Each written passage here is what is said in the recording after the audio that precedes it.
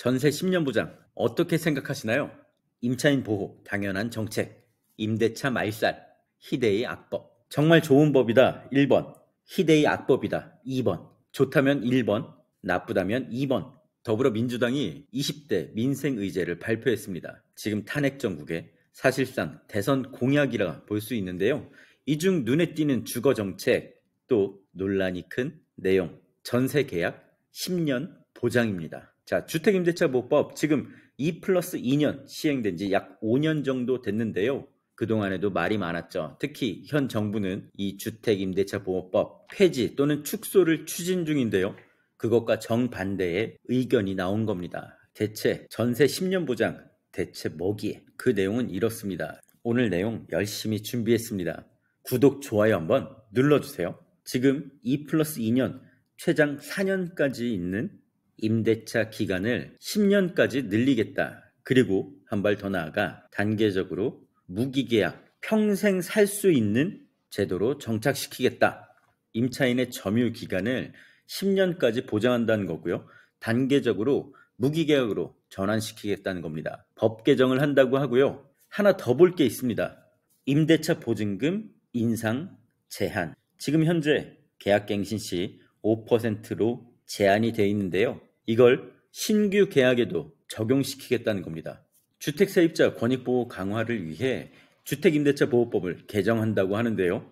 지금 현재 2년마다 갱신 계약을 해서 최장 10년까지 보장해준다고 하고요. 앞으로 평생 살 수 있게 무기계약으로 개정을 논의한다고 합니다. 또 하나 더 5% 룰도 바꾼다고 하는데요. 지금은 계약갱신 청구권을 쓸 때 5%가 적용됐고 신규 임대차 계약엔 금액의 제한이 없었습니다. 하지만 이거를 뜯어 고친다는 건데요. 주택임대차보호법 7조 신규 임대차 계약을 체결하는 경우에도 바로 이 5% 룰을 적용한다고 합니다. 자, 민주당은 이번 정책 제안 배경으로 해외 선진국 대비 우리나라 세입자의 평균 주거기간이 3.2년에 불과하다. 그래서 주거 안정성이 낮다는 점을 들었고요. 하지만 이번 정책이 오히려 사회 혼란만 가중시킬 수 있다는 의견도 꽤 많습니다. 우리나라에서 집을 사지 않고 전세, 월세로 살 때 공공이 공급하는 부분도 크지만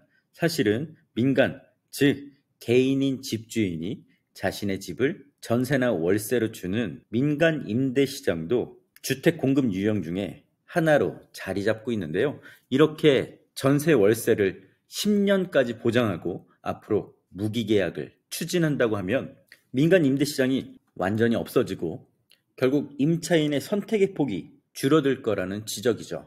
자, 사실 이번 주택 임대차 기간을 대폭 늘리겠다는 내용은 지금까지 여러 차례 나왔습니다. 특히 작년엔 무제한 계약갱신 청구권을 강행하려다 큰 역풍을 맞은 적이 있었죠. 무한리필 계약갱신, 결국 지난해엔 거센 항의로 이 법은 통과되지 못했는데요. 잠깐 이번에 발표된 게 하나 더 있었는데요. 간단히 살펴보겠습니다. 바로 전세 에스크로 제도인데요. 보증금 미반환 문제를 해소하기 위해 제3의 기관, 즉 전세금융공사를 만들어서 여기에 맡기겠다는 겁니다. 임대인은 전세보증금을 무이자로 담보대출을 받고요. 그 대출액만큼 임차인에게 무이자 전세 채권을 판매한다고 합니다.